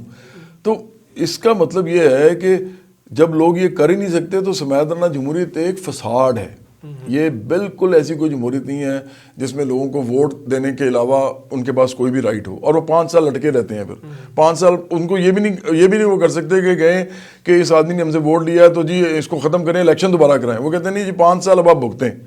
وہ مارکس کہتا تھا کہ کیپٹلسٹ ڈیموکریسی کو بڑا اچھا ڈیفائن کیا تھا اس نے کہا کہ میں انگریزی میں نہیں اب اردو میں ہی بتاؤں گا تاکہ ایک ہی دفعہ اس نے کہا تھا کہ ہر 5 سال بعد، یہ جمہوریت جو ہے نا اس کا نظام یہ ہے سرمایہ دارانہ جمہوریت کا، کہ ہر 5 سال بعد جو حکمران طبقہ ہوتا ہے، امیر حکمران طبقہ، عوام کو یہ ایک دیا جاتا ہے، حق دیا جاتا ہے کہ وہ اپنے لیے اس طبقے میں سے، امیر حکمران طبقے میں سے کچھ لوگ چنیں جو آئندہ 5 سال ان پہ ظلم کر سکیں۔ اچھا سر، تو اس لیے میں سمجھتا ہوں کہ جمہوریت یہ سب ڈرامے بازی ہے، یہ اپنے لیے یوز کرتے ہیں۔ آج کل عمران کر رہا ہے، اس سے پہلے نواز شریف کر رہے تھے، اس سے پہلے وہ زرداری وغیرہ کر رہے تھے۔ یہ سب لوگ ایک جیسے ہیں، یہ سب کھرب پتی ارب پتی طبقہ ہے، اور کھرب پتی ارب پتی کو میں کبھی مظلوم نہیں سمجھتا، میں مظلوم مانتا ہی نہیں ان لوگوں کو۔ اچھا، جیسے خان صاحب کی آپ بات کر رہے ہیں، نہیں میں اس پہ واپس آؤں، میں نے وہ بات ضروری کرنی ہے، وہ جو اب میں سینٹرل کمانڈ والی بات کر رہا تھا۔ تو ایک تو IMF والی بات ہو گئی کہ IMF تو اگر یہ IMF سے پیچھا چھڑا سکتے ہیں جن کو ہم بھی نہیں مانتے، میں احسن اقبال صاحب کی اس لیے عزت کرتا ہوں کہ انٹلیکچوئل آدمی ہے، ٹھیک ہے، لیکن میں تو ان سے اگری نہیں کرتا، میں تو سوشلسٹ ہوں، یہ کیپٹلسٹ ہیں۔ لیکن اگر کیپٹلزم کے اندر بھی یہ IMF سے پیچھا چھڑا سکتے ہیں تو ہم تو فوراً چھڑا سکتے ہیں۔ اب میں آپ کو 3 ایسی باتیں بتاتا ہوں، آپ نے مجھے کہا تھا آپ کیا کریں گے، جو یہ سوچ بھی نہیں سکتے، یہ لوگ سوچ بھی نہیں جو سکتے وہ ہم جو کر سکتے ہیں عام لوگوں کے لیے۔ پہلی بات، ہم اس ملک میں لینڈ ریفارمز کریں گے کمپریہنسو، مطلب زمین خدا کی ہوگی، صرف زمین صرف اس کے علاوہ ہوگی جو اس پہ کوئی پروڈکٹیوٹی دے سکتا ہے۔ ٹھیک ہے، ادروائز اس کی زمین نہیں ہوگی. اور یہ جو زمینوں کے کاروبار ہیں یہ بالکل نہیں ہوں گے, اور یہ جو قیمتیں بڑھاتے ہیں یہ بھی نہیں ہوں گی. تو ریاست اس کو زمین کو اپنے پاس رکھے گی. پہلی بات, لینڈ ریفارمز ہوں گے, زرعی اور شہری دونوں. دوسرے نمبر پہ ہم سب سے پہلے بلکہ ہم یہ کریں گے کہ ہم آئی پی پیز کو نیشنلائز کریں گے, ہم ان پہ قبضہ کریں گے. جیسے اس ملک میں ایلیٹ نے غریب اور مڈل کلاس پہ قبضہ کیا ہوا ہے اس نظام کے ذریعے, ہم وہ قبضہ چھڑا کے پہلا ہم آئی پی پیز کا وہ کام کریں گے. ہم آئی پی پیز کو اگر قومیال ہیں ہم آ کے بزور بازو, کیونکہ یہ بھی بزور بازو ہی کرتے ہیں جو کر رہے ہیں, یہ لیگل اصطلاحات کا استعمال کر کے اور پاکستان کی قانون سازی کو استعمال کر کے, پارلیمنٹ کو استعمال کر کے, جوڈیشری کو استعمال کر کے, بیوروکریسی کو استعمال کر کے آخر کار یہ کنٹرول ہی کرتے ہیں, قبضہ کرتے ہیں ہم پہ. تو ہم یہ قبضہ چھڑوائیں گے. اور جس دن آپ کا آئی پی پی ہمارے ہاتھ میں آ گئے تو اب بجلی اتنی سستی ہو جائے گی کہ انڈسٹری ایک دم لگے گی اور ایگریکلچر بڑھے گا اور لوگ جو ہیں ان کو جابز ملیں گی, ادارے بنیں گے. تو یہ دوسرا کام ہے جو یہ کبھی نہیں کریں گے. میں آخر میں بتاؤں گا کہ یہ کیوں نہیں کریں گے. یہ نہ عمران کرے گا, نہ نواز شریف, نہ آصف زرداری. اور تیسرا کام ہم یہ کریں گے کہ ہم اس ملک میں ریاست کو انڈسٹری لگانے کے لیے ایک ایمرجنسی پلان دیں گے. ریاست انڈسٹری خود لگائے گی. یہاں پہ الٹا ہو رہا ہے, یہاں پرائیویٹائز کیا جا رہا ہے اور پرائیویٹائز کر کے لوگوں کو منافع کے لیے ان کو ایسی صنعتیں دی جا رہی ہیں جو پہلے ریاست کی تھیں, بنی بنائی صنعتیں یا ادارے جن کو دیے جا رہے ہیں کہ آپ اس میں سے پیسہ بنائیں. تو یہ تینوں چیزیں ہم کیوں کر سکتے ہیں؟ کیونکہ ہم عام لوگوں کے نمائندے ہیں. عام لوگوں کے پاس نہ تو صنعتیں ہیں, نہ ان کے پاس جاگیریں ہیں, نہ ان کے پاس ادارے ہیں, مافیاز نہیں ہیں ان کے پاس. تو یہ لوگ اس لیے یہ نہیں کر سکتے کہ یہ خود ان چیزوں میں حصے دار ہیں, تو یہ اپنے پاؤں پہ کلاڑی تو نہیں مار سکتے. ہم یہ کام کر سکتے ہیں. جواد صاحب, آپ کو پتہ ہے لینڈ ریفارمز کرنے کے بعد کن کن لوگوں سے آپ کو ٹکر لینی پڑے گی؟ جی مجھے فار پتہ ہے. ایگزامپل, ہاں جی, نہ صرف آپ کو جاگیرداروں سے ٹکر لینی پڑے گی, نہ صرف آپ کو ایلیٹ کلاس سے ٹکر لینی پڑے گی, بلکہ مذہبی رہنماؤں, پیر صاحبان سے بھی ٹکر لینی پڑے گی. آپ کو پتہ ہے ان کے پاس کتنی کتنی زمینیں ہیں؟ مجھے پتہ ہے. تو پھر جن کے ایک جنبش سے ڈھیر سارے مرید باہر نکل آئیں یا جن کے پاس طاقت ہے, تو پھر آپ ان سے کیسے فائٹ کروائیں گے؟ اس لیے مدرسہ صاحب کے جو مرید ہوتے ہیں نا, وہ ہمارا جو پوائنٹ آف ویو ہے, اور وہ مرید کو بھی اگر آپ علیحدہ لے کے جا کے پوچھیں نا تو وہ بھی بتائے گا کہ آپ ٹھیک کہتے ہیں. میں آپ کو بعد میں ایک واقعہ بتاتا ہوں اس کے بعد ایک, لیکن میں ویسے اس سے پہلے بات کر لوں. ہم تو پیری مریدی جو ہے نا, اس کے اندر جو پیر اچھے ہیں, پیر جو مڈل کلاس کے پیر ہیں, مڈل کلاس کے, اور جن کے مریدوں کے ساتھ ان کا تعلق ایک سماجی بھی ہے, اور وہ ان سے پیسے لے کے اپنا گھر بھی نہیں چلاتے, ہم ان کو کچھ نہیں کہتے. ہم ان کو سمجھتے ہیں کہ وہ اچھے لوگ ہیں, اور ہمیں سوشلسٹوں کو بھی انقلابی جدوجہد کے اندر ان پیروں کی ضرورت پڑ سکتی ہے, کیونکہ وہ پیر اپنی اجارہ داری کے لیے, اپنی سیاسی اجارہ داری کے لیے سیاسی پیر نہیں ہیں, وہ مڈل کلاس کے پیر ہیں. ہمارا مسئلہ ہے شاہ محمود قریشی جیسے پیروں کے ساتھ, یا یہ جو یوسف زائی گیلانی جیسے پیروں کے ساتھ, یا یہ نواز شریف کی فیملی میں بھی, مطلب ان کے پاس تو بہت سارے پیر ہیں, آپ کو پتہ ہی ہے. تو ہمارا تو ان کے ساتھ سیاسی ایشو ہے. تو اگر ان کے مریدین کو جو کہ ذہنی غلامی میں ان کی وہ کر رہے ہیں یا مجبوری میں کر رہے ہیں ان کی مریدی, اگر ہمارا طبقاتی سوال ان مریدوں کے دماغ چینج نہیں کر سکتا تو ہم ریولوشن لا بھی نہیں سکتے, نہ ووٹ کے ذریعے, نہ لوگوں کے کروڑوں کی تعداد میں باہر نکلنے سے, وہ نہیں ہم کر سکتے. تو پہلی بات تو یہ ہے کہ اگر ہم ان کے مریدوں کو اپنا پیغام نہ پہنچا سکیں طبقاتی, جو کہ امیر غریب کا جو فرق ہے یہ خدا کی طرف سے نہیں ہے بلکہ یہ انسانوں نے خود بنایا ہوا ہے, اور امیر غریب جو ہے اس کا فرق پہلے کم ہونا چاہیے اور پھر ختم ہونا چاہیے, تب تمام انسان ایک دوسرے کے لیے کام کریں بجائے کہ پرائیویٹ پراپرٹی بنانے کے لیے. اور میں اس سے بھی بتاؤں گا کہ میں کیوں یہ کہتا ہوں کہ یہ تو ضرورت ہی نہیں ہے. اب آپ کو پرائیویٹ پراپرٹی کی ضرورت ہی نہیں ہے, دنیا میں اتنی پروڈکٹیوٹی ہے. لیکن ایک میں واقعہ آپ کو بتاتا ہوں. ایک آدمی تھا, تو ہم تو ٹکر لیں گے سر, اس سے پہلے میں بتا دوں سب سے ٹکر لیں گے ہم. میں چاہے زندہ رہوں نہ رہوں, میں چاہے اس ملک کے اندر جیل میں ڈال دیا جاؤں, یا اگر یہ مجھے اس وقت جیل میں ڈالنے سے پہلے پوچھیں کہ آپ ملک میں اگر نہ رہیں تو میں کیا فیصلہ کروں, مجھے نہیں پتا. لیکن کام تو ہم نے یہی کرنا ہے. یہ میں پورے پاکستانی کو بتا رہا ہوں کہ یہ جو کام ہم کر رہے ہیں یہ تو ہم نے شروع کر دیا ہے, یہ انقلابی کام ہے. اب میں آپ کو واقعہ بتاتا ہوں. ہمارا ایک دوست ہے جو کہ سید ہے, اور ہم سید, وہ تمام لوگ جو سید ہونے پہ پورا اترتے ہیں ہم ان کی عزت بھی کرتے ہیں کہ چلو, لیکن ایسا سید ہم اس کی کوئی عزت نہیں کرتے جو مطلب آپ کو پتہ ہی ہے جو فضول قسم کا کوئی آدمی ہو اور یہ بنا پھرتا ہو، ہمیں کوئی فرق نہیں پڑتا وہ کیا ہے. تو وہ بھی صحیح تھا، وہ بڑا پیار بھی تھا میرے ساتھ. تو ایک دفعہ وہ کسی مرشد کے پاس بھی جایا کرتا تھا. تو میں نے ایک دن اس سے کہا کہ یار آپ وہ جاتے ہو مرشد کے پاس اپنے، تو آپ خود بھی سید ہو، تو کہتا ہے جواد بھائی میں کیا بتاؤں. وہ غریب آدمی تھا، وہ تھا غریب آدمی لیکن سید تھا. مجھے کہتا ہے جواد بھائی میں کیا بتاؤں آپ کو، میری ماں جو ہے نا وہ میرے والد کی ڈیتھ ہو گئی تھی جب میں چھوٹا تھا. تو میری ماں نے ایک دفعہ مجھے کہا کہ بیٹا تو مرشد کے پاس بہت جاتا ہے، بہت زیادہ جاتا ہے تو اب ظاہری بات ہے کہ ماں پال رہی ہے بچوں کو، اس کو تو پتہ ہے نا کہ کیا کیا مسائل ہوتے ہیں. کہتی ہیں کہ تو جب جاتا ہے نا تو یہ انگوٹھی یہ جو تو پہن کے جاتا ہے اور جو تو نے چین ڈالی ہوئی ہے یہ اتار کے جایا کر، اتروا لے گا. اب سوچیں کہ وہ ایک سید تھا اور اس نے مجھ سے دل کی بات یہ والی کی. دیکھیں جو معاشی اور سماجی مسئلے ہوتے ہیں نا لوگوں کے، لوگ چھپاتے ہیں اور لوگ پھر ان کو ایک کور میں اس لیے رکھتے ہیں، غلاف میں رکھتے ہیں کیونکہ ان کو لگتا ہے کہ ہماری عزتیں اس کے ساتھ جڑی ہوئی ہیں، ہماری سوشل سٹینڈنگ اس کے ساتھ جڑی ہوئی ہے. لیکن جب آپ لوگوں سے کہیں گا کہ آپ اپنا ننگا سچ بتائیں ہمیں، تو وہ سوشلسٹوں کو بتاتے ہیں، پھر وہ پوری بات کرتے ہیں. تو دیکھیں پیری مریدی اس ملک کے اندر جو ہے نا، میں تو سمجھتا ہوں بہت بڑا ایک مسئلہ ہے. چاہے وہ ہمارے سامنے آئیں، چاہے کوئی ادارے پتہ کیوں نہیں آئیں گے، میں آپ کو پہلے ہی بتا دوں. اداروں میں پتہ کون لوگ ہیں، وہ مڈل کلاس کے لوگ ہیں. مڈل کلاس کے لوگ ہوتے ہیں، وہ جاتے ہیں اداروں میں، چاہے وہ بیوروکریسی ہے، ملٹری یا سول، یا وہ ایون پارلیمنٹ کے اندر بھی جو تھوڑے بہت مڈل کلاس ہیں. اور میں پوری بات، یہ سارے لوگ جو ہے نا، یہ سارے لوگ منزلیں طے کرتے ہیں ترقی کی، جو سماجی نظام میں ہوتا ہے. پھر یہ کچھ بن بھی جاتے ہیں، جب اوپر جاتے ہیں تو پھر ظاہری بات ہے ایک پورا سسٹم کو بھی وہ رن کرتے ہیں، تو ویسے ہی رنگے جاتے ہیں رنگ میں جیسے وہ ہوتے ہیں. لیکن باقی سارے ویسے نہیں ہوتے، باقی سارے مڈل کلاس کے لوگ ہوتے ریٹائر ہو جاتے ہیں. میرا اپنا خیال ہے کہ طبقاتی سوال جب کھڑا ہوتا ہے پورے ملک میں، پولیس، فوج، ایجنسیز، یہ کیا بیوروکریسی، آپ کے تعلیمی ادارے، پھر آپ کے رفاہی ادارے، اس ملک کے اندر جتنی بھی انڈسٹری ہے، جتنے بھی ایگریکلچر ہے، اس کے اندر ہر جگہ، ہر سڑک، ہر بازار، ہر اسکول، ہر کالج، اس میں کھڑا ہوتا ہے یہ. اور جب یہ کھڑا ہوتا ہے نا سوال، طبقاتی سوال، تو ہم نے ہسٹری جو پڑھی ہے تو اس کے بعد صرف یہی دو صفحیں بنتی ہیں کہ ایک کہ عام لوگوں کے ساتھ کون کھڑا ہے، اور ایک کہ امیر حکمران طبقے کے ساتھ کون کھڑا ہے.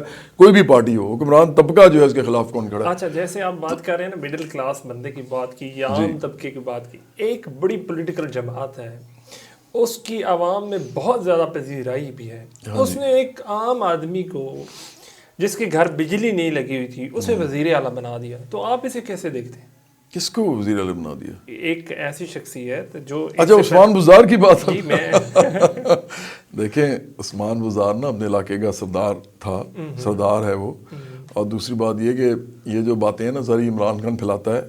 عمران بہت بڑا جھوٹا آدمی ہے. میں اس کو سب سے زیادہ اس لیے برا بھلا کہتا ہوں کیونکہ اس نے گمراہ کیا لوگوں کو. ایک ہوتا ہے کہ چلیں آپ نواز شریف اور شہباز شریف یا آصف زرداری یا بے نظیر بھٹو یا جو بھی باقی لوگ ہیں، آپ ان کے خلاف یہ بات کریں کہ جی آپ اس ملک کے اندر حکمران طبقے کا فیس ہیں، یہ ان کا چہرہ ہے، اور آپ پیسے بناتے ہیں اور عام لوگوں تک کچھ نہیں جاتا. یہ ایک سیاسی بات ہے. عمران نے اس سے بہت زیادہ کیا.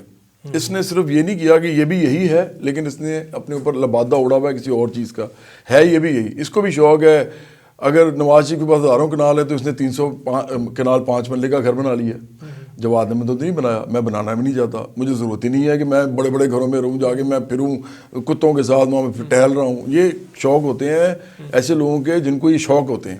وہ میرا نہیں ہے ایسا کوئی شوق. اور یہ ایلیٹ کے اندر داخل ہونا چاہتے ہیں یا ہوتے ہیں ادھر سے.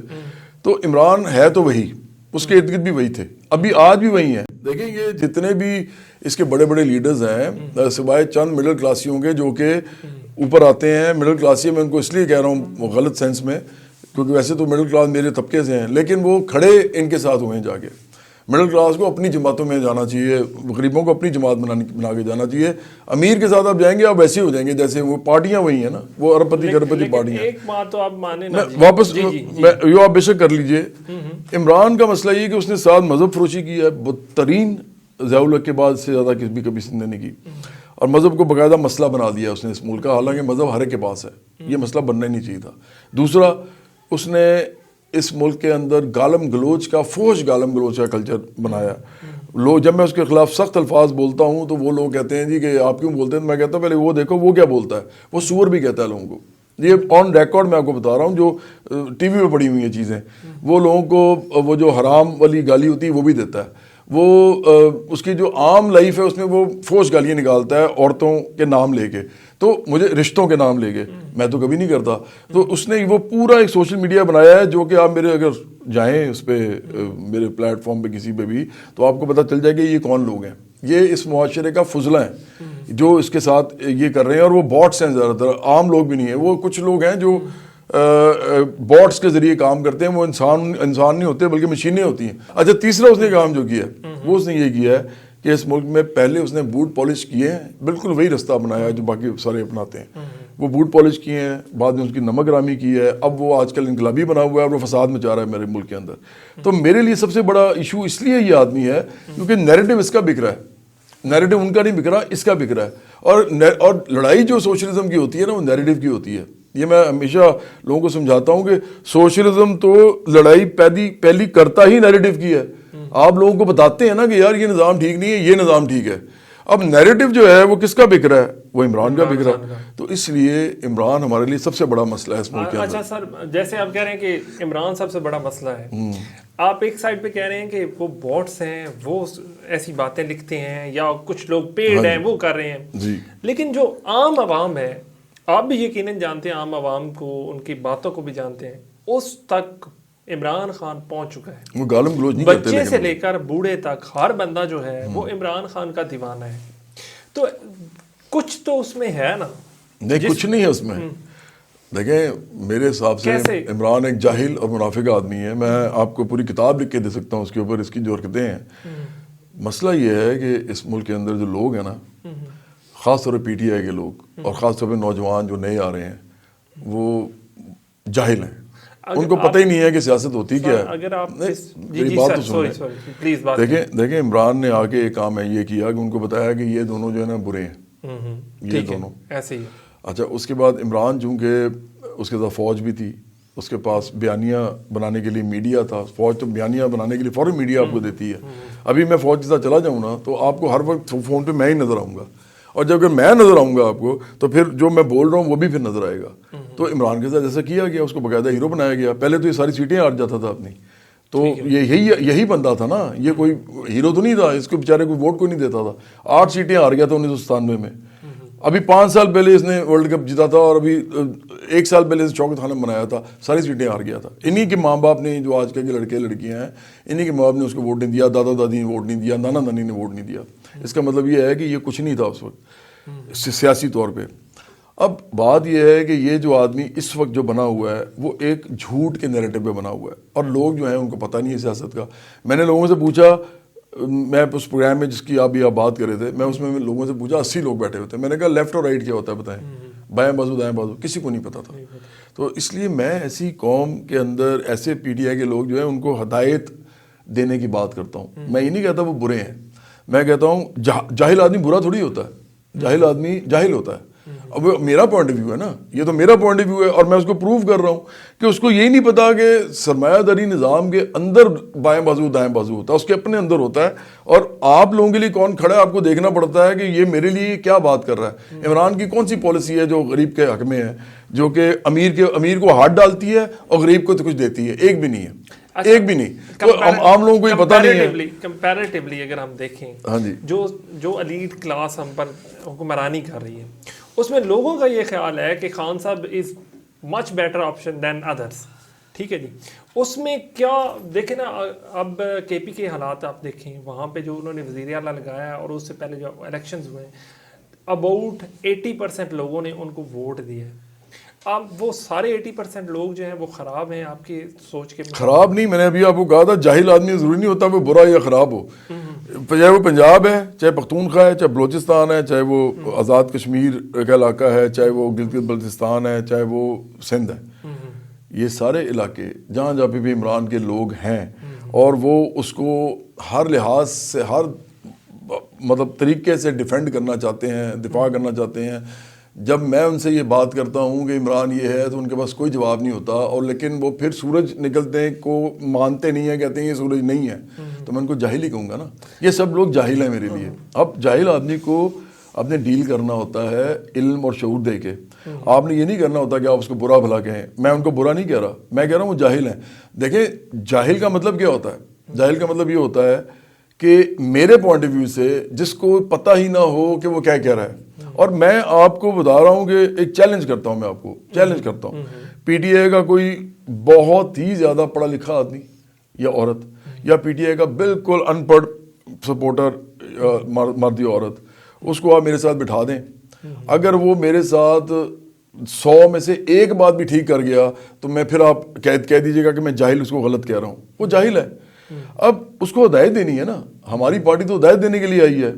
ہماری پارٹی تو وہ کام کرنا چاہتی ہے جو ہم تو کچھ بھی نہیں ہے, لیکن انبیاء علیہ السلام کی ایک سنت تو ہے نا, اور انقلابیوں کی بھی ایک سنت ہے. پوری دنیا میں انقلابی ہوئے ہیں, تو مصلحین بھی ہوئے ہیں. تو ہم تو ان کے نقش قدم پہ یہ کہہ رہے ہیں چلتے ہوئے کہ جو شعور دیا جاتا ہے لوگوں کو, وہ شعور دینے کے بعد پھر آپ کو سیاسی یا انقلابی جدوجہد کرتے ہیں. آپ کا سٹارٹ ہوتا ہے علم اور شعور دینے سے. تو کس کو شعور دیا جاتا ہے؟ صاحب تو کہتے ہیں کہ میں نے شعور دیا ہے, دوسری وہ ریاست مدینہ کی بات کرتے ہیں, وہ اینٹی اسٹیبلشمنٹ ہے, وہ اینٹی امریکہ ہیں. سب جھوٹ ہے. لیکن ان کا جو کہنا ہے, جو ان کا نیریٹو ہے, وہ لوگوں نے مانا ہے. وہ اس لیے مانا ہے کہ ان کے سامنے شریف برادران یعنی شریف خاندان اور بھٹو زرداری خاندان ہے, ان کے سامنے جواد احمد نہیں ہے نا ابھی. ہمارا ایشو یہ ہے, ہمارا ایشو یہی تو بتا رہا ہوں میں آپ کو. میں وزیر اعظم تو نہیں بنا کبھی اس ملک کا, میں نے بوٹ پالش بھی نہیں کی ہے, میں بوٹ پالش کبھی کر بھی نہیں سکتا. میں آپ کو پھر بتا رہا ہوں کہ کوئی ادارہ کبھی زندگی میں سوچے بھی نہ کہ وہ میرے سے بوٹ پالش کروا سکتا ہے, کیونکہ میں تو انقلابیوں کی اس قبیل میں سے ہوں جو اپنی یا تو طبعی بہت مر جائیں گے یا کوئی ویسے ہی مار دیے جائیں گے, لیکن کبھی بھی ہم کسی کے سامنے جھکیں گے نہیں. جب آپ کا فلسفہ ہی جھک گیا, جب آپ خود جھک گئے اور آپ نے ان کو کہا جی کہ ہم آپ جو کہتے ہیں ہم کرنے کو تیار ہیں, تو اس کے بعد آپ نے سیاست کون سی کرنی ہے؟ تو دیکھیں اس آدمی نے میرے جیسا بندہ یا ہماری جیسی پارٹی ابھی تک فیس نہیں کی عمران نے. میں تو پتہ کیا سوچتا ہوں آج کل, میں سوچتا ہوں کہ یہ باہر آ جائے ایک دفعہ, تو اصل میں لڑائی تو وہاں شروع ہوگی پھر, کیونکہ یہ تو باقی دونوں ہیں نا, یہ تو جب یہ باہر آئے گا تو یہ دونوں تو تھوڑے دیر کے لیے بالکل غائب ہو جائیں گے. اگر اس کے سامنے کوئی اپوزیشن کھڑی ہوگی نا, اس کی تو صرف برابری پارٹی ہوگی, اور اس وقت ہماری جو بات ہے وہ لوگوں کو سمجھ بھی آئے گی, کیونکہ عمران سے ہونا کچھ نہیں ہے. عمران اسی پیراڈائم میں سرمایہ داری نظام کے اندر لوگوں کو کچھ دینے کی کوشش کرے گا, اور وہ دے نہیں سکے گا, کیونکہ وہ جن کا حصہ ہے جس طبقے کا, وہ طبقہ ہی ان کے خلاف ہے جو اس کے بیچارے اس کے پیچھے لگے ہوئے ہیں. تو ہمیں تو ایکچولی عمران کے باہر آنے سے فائدہ ہے. میں تو دعا کرتا ہوں کہ عمران کسی بھی طریقے سے باہر آئے, چاہے ڈیل کر کے آئے, چاہے کسی طریقے سے بھی آئے, یہ باہر آئے اور آ کے پھر ہمارے ساتھ پالیسی پہ لڑائی کرے. یہ نہ ہو کہ جی یہ وہ ہے, یہ ایسے ہے. وہ جواد احمد کو تو کہہ ہی نہیں سکتا کچھ, وہ تو مجھے نہیں چور ڈاکو کہہ سکتا, وہ ان کو تو کہہ سکتا ہے کیونکہ اس نے ایک نیریٹو بنا لیا ان کے خلاف. کھرب پتی ارب پتی لوگوں کے خلاف بن بھی سکتا ہے, اس میں کوئی شک نہیں ہے. کہ عمران سمیت اس لیے کہہ رہا ہوں کہ اس کا بھی آپ کو یاد ہوگا ثاقب نثار نے اس کا بھی وہ جو ریگولرائز کیا تھا گھر, وہ بھی سارا غیر قانونی تھا. یہ ہر وہ کام کرتے ہیں سارے جو کہ غیر قانونی ہوتے ہیں. پتہ نہیں ان کی بہنوں کے اوپر الزامات ہیں کہ انہوں نے شوکت خانم کا جو پیسہ ہے اس کو انویسٹ باہر کیا ہے اور بڑا کچھ کیا. بہنوں کی بات ہم نہیں کرتے, میں تھوڑا نہیں کیوں نہیں کرتے, بہنیں بھی تو سیاسی ہیں نا اس وقت. انہوں نے ادھر پلی بارگین کی ہوئی ہے علیمہ خان نے. دیکھیں میں نوجوانوں کو بتانا چاہ رہا ہوں نا, جواد احمد نے تو نہیں کی. پلی بارگین کر کے اس عورت نے اپنا پیسہ کالا جو ہے سفید کیا, پھر اس نے ایمنسٹی لی ہے. اس عورت نے ایمنسٹی لی, جواد احمد نے ایمنسٹی نہیں لی آج تک. میں تو ایک مڈل کلاس لائف گزارتا ہوں, اس میں خوش ہوں. میں چاہتا ہوں کہ جو ہر غریب اور middle class lower middle class کا بندہ, لڑکا لڑکی, بچے, ان کے خاندان, وہ میرے لیول پہ آ کے زندگی گزاریں. میں اس سے اوپر ان کو جانے نہیں دینا چاہتا, کیونکہ یہ کافی ہے. دیکھیں یہ وہ لیول ہے جس میں ہم کھاتے بھی اچھا ہیں, پہنتے بھی ٹھیک ہے, اس سے زیادہ کی ضرورت نہیں ہونی چاہیے, لالچ نہیں ہونا چاہیے. تو ہم تو نیچے سے اٹھا کے لوگوں کو اپنے لیول پہ لانا چاہتے ہیں. یہ والا لیول ہے, 300 کنال میں رہنا, ہزاروں کنال میں رہنا, بڑی بڑی گاڑیوں کی فلیٹ ہونا, اور پھر اس کے علاوہ آپ کو دنیا جہان کی دسترس ہر چیز پہ ہونا, اس کو تو میں لعنت سمجھتا ہوں سوسائٹی کے لیے. اور اس میں سب شامل ہیں, عمران بھی شامل ہے ان میں, عمران اس کا حصہ ہے. تو اس لیے ان لوگوں کو یہ بات پتہ نہیں ہے, لوگوں کو نہیں پتا کہ عمران ان کے طبقے سے نہیں ہے. جب یہ واپس آئے گا تو اس وقت صحیح لڑائی شروع ہوگی. گھمسان کا رن پڑے گا برابری پارٹی کا تحریک انصاف کے ساتھ. میں آپ کو پروفیسی کر رہا ہوں, پیشن گوئی کر رہا ہوں. جس طرح طبقے کی بات, ایک پاکستان میں طبقہ ہے جس کو کسان کے نام سے یاد کیا جاتا ہے جی, اس طبقے کے کیا مسائل ہیں, آپ کو کتنا علم ہے بطور پارٹی کے چیئرمین؟ دیکھیں بہت زیادہ مسائل ہیں ان کے. پہلی بات تو یہ ہے کہ گاؤں کی جو معیشت ہے وہ تو کاشتکاری پہ ہے. تو کاشتکاری کے اندر جو سب سے بڑے مسائل ہیں وہ تو ہیں یہی کہ آپ کو ایگرو انڈسٹری جو ایکچولی ہوتی ہے, جس کے اندر جس کے کمپوننٹس ہوتے ہیں, جیسے اگر آپ ٹیکسٹائل کی بات کریں تو اس کے اندر اسپننگ ہے, ویلنگ ہے, وہ اس طرح کی چیزیں ہیں. پھر اگر آپ جو اجناس ہیں, اجناس کو اس فارم میں لانا کہ وہ پھر پروڈکٹس بن سکیں صنعتی, جیسے فوڈ ہوتی ہے, تو اس کے لیے بھی آپ کو ایک انڈسٹری چاہیے ہوتی ہے. اس کو ایگرو انڈسٹری ہم کہتے ہیں. ایگرو انڈسٹری کے کافی سارے کمپوننٹس ہیں. پاکستان میں ایگرو انڈسٹری کو پہ کام ہی نہیں کیا گیا, سوائے ٹیکسٹائل کے آپ کو نظر آتا ہے, اور وہ بھی استحصال کرتے ہیں لوگوں کا. شوگر کے اندر لوگوں کا استحصال ہوتا ہے. ان کے پاس, عام کاشتکار کے پاس یہ نہ تو ٹیوب ویل چلانے کے لیے بجلی کا بل وہ دے سکتا ہے, نہ اس کو کوئی اور سبسڈی دی جاتی ہے. اس وقت حالات یہ ہیں کہ جو لوگ کاشت کر رہے ہیں ان کا جو منافع وہ اسے کماتے ہیں, وہ منافع کئی دفعہ اس خرچے سے بڑھ جاتا ہے جس سے وہ فصل پیدا کرتے ہیں. تو یہ تو سب سے بڑے مسائل تو یہ ہیں جو کہ جن لوگوں کے ساتھ ہم کھڑے ہیں وہ تو کھیت مزدور ہیں.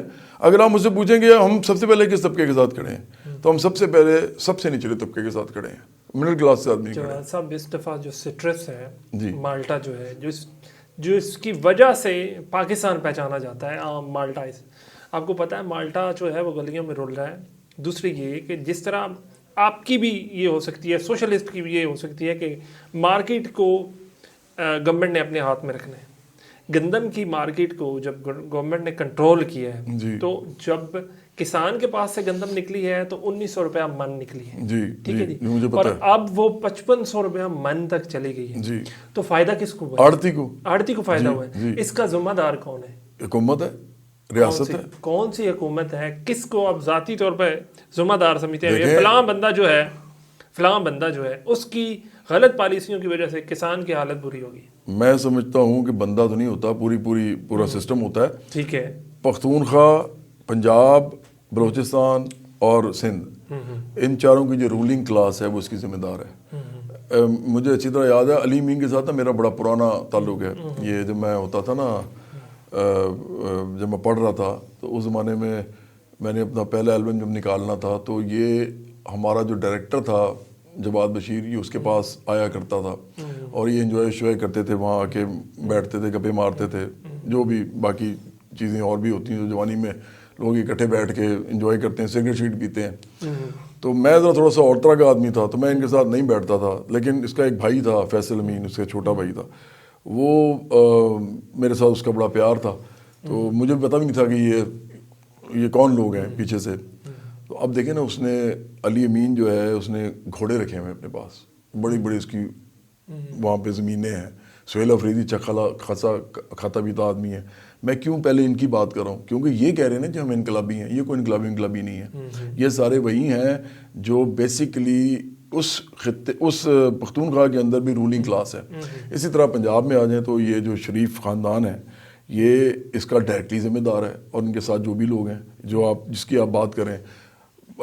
سندھ میں تو اس سے بھی برا حال ہے. سندھ میں بھٹو زرداری خاندان ڈائریکٹلی ذمہ دار ہے, جو بھی سندھ کا جو حاری ہے اس کے ساتھ جو کچھ بھی ہو رہا ہے. اسی طرح اگر آپ بلوچستان میں جائیں تو بلوچستان میں جو سردار ہیں, جو بڑے بڑے ان کے وڈیرے ہیں یا قبائلی سردار ہیں, یہ وڈیرا ایکچولی ہے تو سندھی لفظ, لیکن میں اس کو اس لیے یوز کر رہا ہوں کہ اس کی کمپٹیشن تو ایک ہی ہوتی ہے, ایک جیسی ہوتی ہے. تو وہ لوگ بھی سارے اس کے ذمہ دار ہیں, اور یہ سب رولنگ کلاس کے اندر ہیں. آپ دیکھیں نا, یہ یا اپوزیشن میں ہوتے ہیں یا یہ رولنگ مطلب حکومت میں ہوتے ہیں, لیکن ان سب کے اثاثے بڑھتے جاتے ہیں. چاہے وہ عمران کی پارٹی ہو, چاہے وہ شریف خاندان کی پارٹی ہو, چاہے وہ بھٹو زرداری خاندان کی پارٹی ہو, تینوں کے اندر جو بڑے بڑے لوگ ہیں ان کے اثاثے بڑھتے جاتے ہیں. ایون جب وہ جیل میں ہوتے ہیں نا, ان کے اثاثے پھر بھی بڑھ رہے ہوتے ہیں. تو اس کا مطلب سسٹم ان کے لیے چلتا ہے, عام لوگوں کے لیے نہیں چلتا. آپ نے جو مجھ سے پوچھا ان کے ساتھ ان کا کون ذمہ دار ہے, یہ سارے مل کے ذمہ دار ہیں. یہ سارے کے سارے جو ہیں کسان اور کھیت مزدور کے خلاف ہیں. ہم کھیت مزدور کو سمجھتے ہیں کہ 4 لاکھ روپیہ ماہانہ اس کی کم از کم ہونی چاہیے. اس کو تو میرے خیال سے میں ایک دفعہ راستے میں جا رہا تھا، تو ویسے تو لوگ ہمیں بتاتے رہتے ہیں، ہمارے پاس عدد و شمار بھی ہوتے ہیں، لیکن میرا پرسنل واقعہ آپ کو بتاتا ہوں. میں ایک دفعہ جا رہا تھا، اکاڑا سے آگے میں نکلا، ساہیوال کے پاس پہنچنے والے تھے ہم، ایسا کوئی وہ روٹ تھا ہمارا. تو کچھ لوگ نا ہمارے ساتھ آ گئے، ہم نے جو ہے کھانا کھانے کے لیے یا چائے پینے کے لیے روکا، مجھے یاد نہیں، کافی سال ہو گئے. تو ہم 12 رکے، تو لوگ آگے مجھ سے ملنے، کسی نے ایسے وہ ڈالا ہوا تھا اپنے، وہ نہیں ہوتا ایک رومال سا، اور وہ بیچارہ، ہاں وہ ڈالا ہوتا تھا. کچھ لوگ جو تھے وہ بیچارے بالکل، چپلیں بھی ان کے پر ٹوٹی ہوئی چپلیں تھیں، اور بہت برا حال ہے آپ کو. حالانکہ ساہیوال تک تو اتنا برا نہیں ہونا چاہیے، وہ تو کہتے ہیں نا بہاولپور سے آگے جا کے یا ملتان سے آگے جا کے زیادہ کام سٹارٹ ہوتا ہے، لیکن مظفر گڑھ اور اس کے بعد رحیم یار خان تک. لیکن میں نے وہاں پہ دیکھا کہ لوگ جو ہیں وہ، میں نے ان سے پوچھا یار آپ کتنے پیسے کماتے ہو؟ تو اس زمانے میں وہ 12,000 روپیہ پہ کرتے تھے، 12,000 روپے پہ پلے داری کرتے تھے اس زمانے میں، سارا دن بوریاں اٹھاتے تھے. جواز صاحب، جس طرح کسانوں کی میں نے بات کی، اسی طرح تعلیم کے بارے میں تھوڑی سی میں آپ کو بتاتا ہوں. جی. تعلیم کے حوالے سے 2018 کے بعد اب تک تقریباً 8 سال ہو گئے، ایک بھی بھرتی نہیں ہے ایجوکیشن ڈپارٹمنٹ میں. تقریباً 20,000 اسکول جو ہیں وہ تقریباً پرائیویٹائز کر دیے جا چکے ہیں. جی. جب نئے اساتذہ کرام نہیں بھرتی ہوں گے، اسکول پرائیویٹائز ہو جائیں گے. اس کے ساتھ ساتھ 41 محکمے ہیں جی پنجاب میں، ہاں جی، جن کے ملازمین کی پینشنز کو کٹ لگ چکا ہے، جن کی تنخواہوں میں ڈسپیرٹی ابھی 30% نہیں مل رہی، جو ابھی وفاق نے اناؤنس کی ہے. آپ خان صاحب کے بارے میں بہت اچھی باتیں کرتے ہیں کہ ان کو یہ چیزیں نہیں کرنی چاہیے، واقعی نہیں کرنی چاہیے، جو غلط باتیں ہیں وہ نہیں کرنی چاہیے. لیکن آپ کی آواز اتنی توانا نظر نہیں آتی، یا ہو سکتا ہے میں لا علمی ہو میری. میں آپ کو بتاتا ہوں اس کی وجہ، آپ کیجیے بات. یہ جو انسٹیٹیوشنز کو جو ہے وہ ختم کیا جا رہا ہے، کم کیا جا رہا ہے، چیزوں کو نیرو ڈاؤن کیا جا رہا ہے، خصوصاً صحت کے اندر جو بیسک ہیلتھ یونٹس ہیں ان کو ٹھیکے پہ دے دیا گیا ہے. تو آپ کی لیکن تو بہت عرصے سے چل رہا ہے. جی اب اس گورنمنٹ میں باقاعدہ طور پہ کر دیا گیا. جی پتہ ہے مجھے. پی آئی اے جو ہے وہ چلا گیا ہے اور محکمے جا رہے ہیں. تو آپ کی پارٹی تو ان چیزوں کو ریورس کرنے والی جی، تو یہ کام آپ کا مزید بڑھ جائے گا، تو چیزیں مزید ورس آپ کے لیے ہو جائیں گی. آپ کی آواز یہاں پر کیوں توانا نہیں ہے اس حوالے سے؟ میں پچھلے 3 مہینے سے نا، ہمارے بہت معتبر صحافی ہیں، بڑے اوتھینٹک گفتگو کرتے ہیں، دلیل کے ساتھ بات کرتے ہیں، اور ان کا جو اعداد و شمار ہے نا، جو اسٹیٹس ان کے پاس ہوتے ہیں وہ ریفیوٹیبل نہیں ہیں. وہ ایسے آدمی ہیں، ان کا نام ہے ذوالفقار مہتو، اور وہ بڑے پرانے جرنلسٹ ہیں اور بائیں بازو کے بھی خیالات ہیں ان کے. ان کے ساتھ میں ایک پوڈ کاسٹ کر رہا ہوں پچھلے 3 مہینے سے. اس میں ہم ساری باتیں کرتے ہیں، سب جتنی بھی میں نے آپ نے ابھی مجھے بتائی ہیں. آپ اگر اس کو کبھی ٹائم ملے، ظاہری بات ہے ٹائم اتنا نہیں ہوتا ہوگا آپ کے پاس، لیکن آپ جب ٹائم ملے تو آپ دیکھیے گا کہ ہم نے کس قسم کی ڈیٹیل کے اندر یہ تمام مسائل، پنجاب کے، پختونخوا کے، بلوچستان کے اور سندھ کے تھوڑے کم کیے ہیں، لیکن وہ بھی ہم کرنے والے ہیں، زیادہ اس کے بھی کیے ہیں، لیکن وہ سارے مسائل کی نشاندہی کی ہے. وہ لوگوں تک نہیں جاتے. لوگ جو ہے نا، اب یہ آپ کو دیکھیں، آپ کے ساتھ میرے دوست ہیں مسعود صاحب، وہ پنجاب یونیورسٹی میں پڑھاتے بھی ہیں، اس کے علاوہ بھی ایک اچھے کمیٹڈ آدمی ہے جرنلزم کے ساتھ، اور اچھا جرنلزم کرتے ہیں. میں سمجھتا ہوں کہ آپ ان سے پوچھ لیجئے کہ اس وقت سوشل میڈیا اور میڈیا ہے کیا. یہ سنسنی خیزی کا نام ہے، یہ اس چیز کا نام ہے کہ آپ کی کون سی چیز فوراً وائرل ہو سکتی ہے. تو میں آپ کو یقین دلاتا ہوں ایک بات کا، کہ پاکستان میں سیریس کانٹینٹ وائرل نہیں ہوتا. سیریس کانٹینٹ آپ جو مرضی کر لیں. جن لوگوں نے جنت مرزا کو دیکھنا ہے، میں یہ جنت مرزا کو غلط نہیں کہہ رہا بالکل بھی. جنت مرزا جو بھی کرتی ہے وہ لوگ خوش ہوتے ہیں تو بہت اچھی بات ہے، وہ اچھی لگتی ہے لوگوں کو، وہ کیمرے کے اندر اپنے آپ کو اچھا دکھاتی ہے، لوگ پسند کرتے ہیں، ٹھیک ہے. شاہ رخ خان بھی تو یہی کرتا ہے فلم کے اندر، وہ ٹک ٹاک پہ کر رہی ہے. لیکن میں صرف کہہ ہی رہا ہوں کہ اگر لوگ جنت مرزا کو صرف دیکھ رہے ہیں، یا وہ رجب بٹ ایک لڑکا ہے جو فیملی وی لاگنگ کرتا ہے، اس طرح بہت سے اور لوگ ہیں، تو آپ ذہن میں رکھیں کہ یہی لوگ جو ہیں وہ نہیں سن رہے جو پریز ہود بوائے کہہ رہے ہیں، جو ایون ایسے آپ جیسے پڑھے لکھے اساتذہ میں سے، میرے والدین اساتذہ تھے دونوں، اور میرے والد صاحب کا بلکہ میں آپ کو واقعہ بتاؤں گا اس بات کرنے کے بعد، بڑا مزدار واقعہ ہے. تو آپ کے ساتھ آپ استاد ہیں, آپ کو وہ اس طرح نہیں پوڈ کاسٹ میں دیکھیں گے جس طرح وہ اس طرح دیکھیں گے کہ اگر آپ مدرسہ صاحب اپنی ساری شرم کو بالائے طاق رکھ کے میرے ساتھ بدتمیزی شروع کر دیں. اور بدتمیزی کرنے پہ میں غصے میں آؤں, کیونکہ میں بھی تو ایک غیرت مند آدمی ہوں نا, میں نے تو کوئی غلط کام نہیں کیا, میں غصے میں آؤں تو وہ وائرل ہو جائے گا. جب میں سیریس کانٹینٹ بولوں گا تو وائرل نہیں ہوگا. میں یہ نہیں کہہ رہا یہ وائرل نہیں ہونا چاہیے, یہ ہونا چاہیے, یہ ہوگا. میں بلکہ آپ کو یہ بتا دیتا ہوں کہ جس دن اس طرح کی گفتگو وائرل ہونا شروع ہو گئی نا, تو مجھے پہلی امید آئے گی کہ واقعی اس قوم کو شعور آ رہا ہے, اس قوم کے نوجوان کو شعور آ رہا ہے. اس نوجوان کا صرف شعور اتنا ہے کہ عمران خان کے حق میں یا عمران خان کے اگینسٹ اس نے بات کرنی ہے, یہ شعور نہیں ہے. یہ آپ بالکل ٹھیک کہہ رہے ہیں جو آپ کہہ رہے ہیں, لیکن یہ میرا مسئلہ نہیں ہے. میں سیریس کانٹینٹ بولتا ہوں, کرتا بھی ہوں. جب ہمارے پاس یہ چیز آتی ہے کہ یار آپ نے یہ سارا بولا ہے لیکن یہ گیا ہی نہیں کہیں, یا نہ اس کی فیس بک پہ ریچ ہے, نہ اس کی یوٹیوب پہ ریچ ہے, نہ اس کی کہیں اور ریچ ہے. عمران ریاض جیسے وہ جو گھٹیا قسم کے, میں سمجھتا ہوں کہ پاکستان کو بدنام کرنے والے, پاکستان کے خلاف کھڑے ہونے والے اس وقت جو باہر جا کے بیٹھا ہوا ہے, اور محیط پیرزادہ اور یہ عادل راجہ تو پتہ نہیں کیا خبیث قسم کے یہ لوگ ہیں, ان لوگوں کی لوگ بات سن رہے ہیں. اب اس لیے آپ مجھے یہ نہیں الزام دے سکتے کہ میں یہ باتیں نہیں کرتا, میں کرتا ہوں, وہ جاتی نہیں ہے. انتہائی معذرت کے ساتھ آپ کو روک رہا ہوں, وقت کے دامن میں بہت کم گنجائش رہی. سر جیسے آپ نے بہت ساری باتیں کی, میں نے پوری کوشش کی ہے کہ میں ایک تو کنٹروورسی کی طرف نہ ہوں, دوسرا آپ کو موقع دوں کہ آپ اپنا بیانیہ, اپنا نیریٹو ساری چیزیں بیان کر سکیں. صرف لاسٹ میں آپ سے ایک کوسچن ہے کہ اگر پاکستان تحریک انصاف کے کوئی ایسے دو لوگ جو آپ سمجھیں کہ یہ میری پارٹی میں ہوں تو بہتر پرفارم کر سکتے ہیں, سوال ہی پیدا نہیں ہوتا. کوئی بھی ایسا شخص تحریک انصاف میں عمران کے ساتھ کوئی بندہ اگر گیا ہے نا, اور شہرت یا طاقت یا پیسے کے لیے اس نے پارٹی جوائن کی ہے اس کی, میں نہیں سمجھتا کہ عمران کے ساتھ کوئی ذی ہوش آدمی, کوئی ایسا شخص نہیں پوری پارٹی. اور اگر کوئی چلا جائے اس کے پاس اور وہ واقعی ٹھیک آدمی ہو, جیسے ہمارے مڈل کلاس نوجوان جن کو پتہ ہی نہیں سیاست کیا ہے لیکن عمران کے حق میں بول رہے ہیں, اور ان میں سے کوئی جائے نا تو اس کو 2 سیکنڈ میں پتہ چل جائے, مطلب 2 سیکنڈ کا مطلب کہ 2-3 ہفتے میں چل جائے پتا کہ یہ پارٹی اس کی پارٹی نہیں ہے. وہ جاتے نہیں ہے نا اس میں, تو جو رہ جاتے ہیں وہ سارے اپرچونسٹ ہیں, موقع پرست ہیں, وہ ہماری پارٹی بھی نہیں آ سکتے. اچھا, مسلم جاگیردار سرمایہ دار بھی نہیں آ سکتے. مسلم لیگ نواز میں کوئی ایسا شخص ہے جو کیپیبل, آپ سمجھو یار یہ والا بندہ جو ہے نا یہ مس فٹ ہے وہاں پہ؟ میں دیکھیں, میں پھر یہی سوال میرا پاکستان پیپلز پارٹی تینوں کے اندر نہیں ہے. اگر یہ ہوتے تو میں جب میں نے الیکشن لڑا تھا, ایک ہی دفعہ میں الیکشن اپنی لڑتا, میں نے اس وقت بھی سیریمونیل الیکشن لڑا تھا علامتی, تو وہ میں نے لڑا تھا عمران کے خلاف, شہباز شریف کے خلاف اور بلاول بھٹو زرداری کے خلاف. تو میں کیوں لڑتا اگر مجھے پتا ہوتا کہ ان کی پارٹی سے لوگ کھینچے جا سکتے ہیں؟ ان میں سے ایک بھی نہیں آ سکتا, کیونکہ دیکھیں جو لوگ ان کی پارٹی میں جا کے فوراً چھوڑ گئے ہیں نا, فوراً, تو ان کے اوپر تو آپ تھوڑا بہت سوچ سکتے ہیں کہ یار یہ فوراً جا کے, لیکن مڈل کلاس سے ہو, وہ مڈل کلاس سے یا عام لوگوں سے ہو, امیر آدمی نہیں ہم رکھ سکتے اپنی پارٹی میں.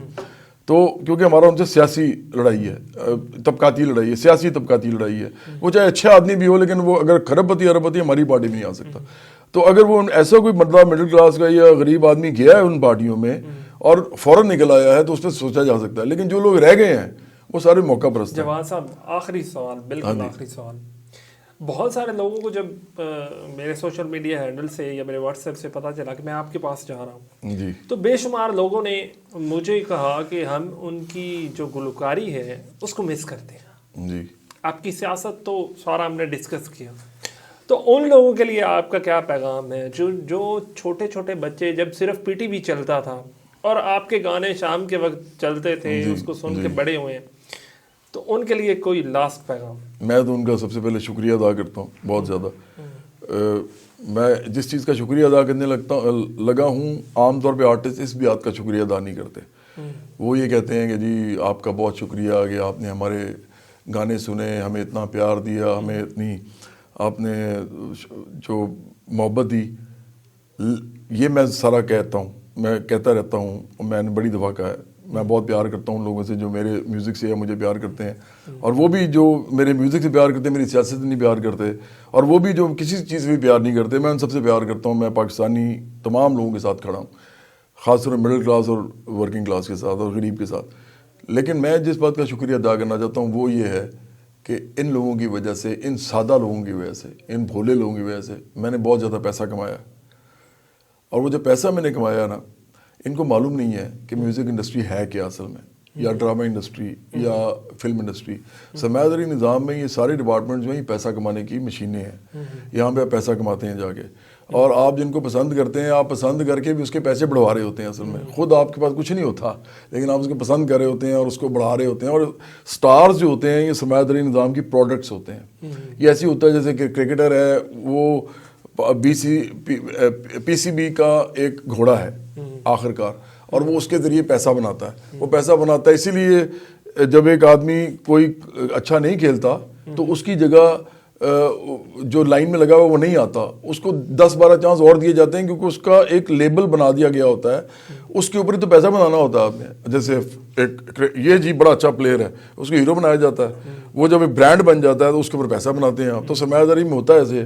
وہ باقی سارے لوگ لائن میں لگ جاتے ہیں، وہ مرتا نہیں ہے یا ریٹائر نہیں ہوتا، دوسرا نہیں آ سکتا اس کی جگہ. اسی طرح ہمارے جو فیلڈ میں مجھے جو فائدہ ہوا ہے وہ یہ ہوا ہے کہ میں بہت تھوڑے عرصے میں اتنے پیسے بنا سکا ہوں کہ میں سیاست کر سکوں، جو میں نے اصل میں کرنی تھی.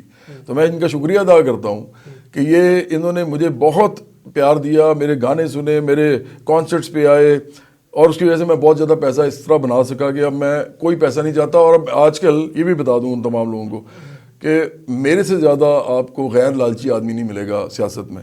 میں نے اپنے کانسرٹ چھوڑ دیے ہوئے ہیں. میں اب کہتا ہوں کہ 1 کروڑ روپیہ دیں تو کروں گا، اور اگر وہ کہہ دے گا نا غلطی سے کہ 1 کروڑ دیتے ہیں تو میں کہوں گا نہیں یار، اب رات کو میرا فیصلہ تبدیل ہو گیا، اب 2 کروڑ لوں گا. مطلب میں کانسرٹ نہیں کرنا چاہتا. کون آدمی ایسا پاکستان میں ہے، میں چیلنج کرتا ہوں، کون آدمی ہے جو شوبز کے اندر رہے، پیسے بنا سکے کافی زیادہ کروڑوں کی تعداد میں، لیکن وہ نہ بنائے. اچھا اس کا ایک اور بھی ہے، یہ آپ کے پروگرام میں صرف میں بتا رہا ہوں، آپ کو شاید یہ پتہ نہیں ہے لیکن یہ بہت بڑی بات ہے جو میں بتانے لگا ہوں. میں نے 25 سال کے اپنے 26 سال کے کریئر میں کبھی بھی شادی کا شو نہیں کیا، جبکہ میرے گانے سب شادیوں والے تھے، بھنگڑے تھے، مہندی کا گانا تھا. میں نہیں کرتا تھا. وہ مجھے بلاتے تھے کہ جی آپ اتنے پیسے لے لیں. جتنے پیسے میں کانسرٹ پہ لیتا تھا نا عام، اس سے 3-4 گنا مجھے آفر ہوتے تھے کہ شادی کے شو پہ کریں یا کسی کے شالگرہ کے شو پہ کریں. میں نہیں کرتا تھا. لوگ مجھے کہتے تھے یار آپ کو کیا ہو گیا جواد بھائی، پروموٹرز مجھے کہتے تھے جواد بھائی آپ کیا کر رہے ہیں، یہی تو پیسہ کمانے کا موقع ہے. میں نے کہا میں کسی سیاستدان، کسی بیوروکریٹ، کسی بڑے کسی ادارے کے آدمی کے، ان سب لوگوں کے، یا کوئی بھی ایسا جو بڑا سرمایہ دار جگیدہ، ان کی گھروں کی شادیوں پہ جا کے گانے نہیں گا سکتا. کیونکہ جب میں ان کے خلاف کھڑا ہوں گا سیاسی طور پہ تو یہ کہیں گے وہ یہ تھی وہی ہے ساڑھے پروگرام میں جانتا سی تو انہوں نے پیسے دے کے بلایا سی. تو میں نے یہاں تک قربانی دی ہوئی ہے.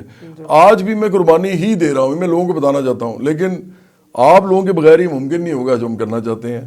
تو ان لوگوں کے لیے ہی کر رہے ہیں ہم یہ سارا. جواد صاحب جیسے آپ کہہ رہے ہیں کہ میں نے اپنا کیریئر جو ہے سنگنگ کا کیریئر وہ چھوڑ دیا اس کام کے لیے، لیکن ہمارے ہمسایہ ملک میں جہاں پر وہ تو بہت ساری چیزیں ہم جیسی ہی ہیں، امیتابھ بچن کی بات کر لیں، اور بہت سارے ایسے لوگ ہیں جو ممبر آف پارلیمنٹ بھی رہے ہیں اور اپنا کام بھی کرتے رہے ہیں. تو آپ نے ان کو کیوں نہیں فالو کیا؟ دیکھیں سیاست جو ہے نا بڑا فل ٹائم کام ہے. اگر سیاست طبقاتی ہو تو اور بھی زیادہ مشکل کام ہے. آپ اس طرح سمجھیں گے اس ملک کے اندر اس ملک کے اندر جتنے بھی کرتا دھرتا لوگ ہیں، جن کے پاس پیسہ ہے، جن کے پاس شہرت ہے، جن کے پاس طاقت ہے، عہدے ہیں، ان سے مجھے لڑنا ہے اپنی پارٹی کے ساتھ. تو میں یہ کام جتنا بھی کروں گا میرا ٹائم ضائع ہوگا. میرے 15-20 سال رہ گئے ہیں زندگی کے، میں اور دے نہیں سکتا. ہاں میں گانے بناتا رہتا ہوں، وہ ایک علیحدہ چیز ہے، لیکن میں کانسرٹ نہیں کرتا. سب سے زیادہ پیسہ کانسرٹ کرنے سے آتا ہے، وہیں سے آپ کو سارے پیسے ملتے ہیں. ہمارے بارے میں بلکہ کہا جاتا ہے سنگرز کے بارے میں کہ یہ وہاں سے وہاں اڑ کے جائیں گے، دانا چگیں گے اور واپس آئیں گے، کیونکہ ہمارا کوئی ڈیرا نہیں ہوتا. ہم نے جگہ جگہ جا کے کانسرٹس کرنے ہوتے ہیں اور وہاں سے واپس آنا ہوتا ہے اپنے گھر. تو وہ بہت ٹائم کنزیومنگ کام ہے. دوسرا یہ کہ جب میں ہمارے معاشرے میں جہاں پہ میوزک کے بارے میں یہ نہیں فیصلہ کر سکے لوگ کہ یہ حرام ہے یہ حلال ہے. زیادہ تر لوگ جو ہیں اس کو ایسے سنتے رہتے ہیں کہ یار ہم حرام تو کام کر رہے ہیں لیکن اب کیا کریں، وہ دل نہیں مانتا، وہ بھی سن لیتے ہیں، پھر آپ توبہ بھی کر لیتے ہیں. لوگ اس طرح کی باتیں کرتے ہیں میرے ساتھ آگے. تو ایسے معاشرے میں اگر آپ پھر اسٹیج پہ کھڑے ہو جائیں، لوگوں کو گانے سنانے شروع کر دیں اور آپ ایک سیریس کام طبقاتی سیاست کر رہے ہوں جو پہلی دفعہ اتنے بڑے پیمانے پہ پاکستان میں 89 سال میں برابری پارٹی پہلی دفعہ کر رہی ہے، تو مجھے لگتا ہے اس کے ساتھ وہ جاتا نہیں ہے. میں ایک بات آپ کو لیکن آپ کے حوالے سے بتانا چاہتا ہوں، آپ میرے لیے قابل عزت ہیں، آپ استاد ہیں. کیونکہ میرے والدین نا دونوں استاد تھے.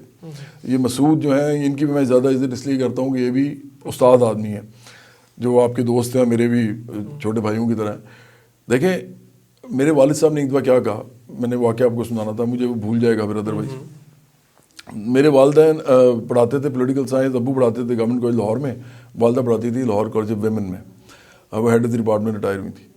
جب ریٹائر ہو گئے نا والد صاحب, تو ایک دن میں آیا کہیں سے, تو میرا خیال ہے میں ملک سے باہر سے کہیں سے آیا تھا, صبح صبح فلائٹ اترتی ہے نا کئی ملکوں سے جب آپ آتے ہیں, تو میں صبح صبح 3-4 بجے میں اترا ہوں, تو 5-6 بجے میں آیا ہوں, تو 6-7 کے درمیان کا ٹائم ہوگا.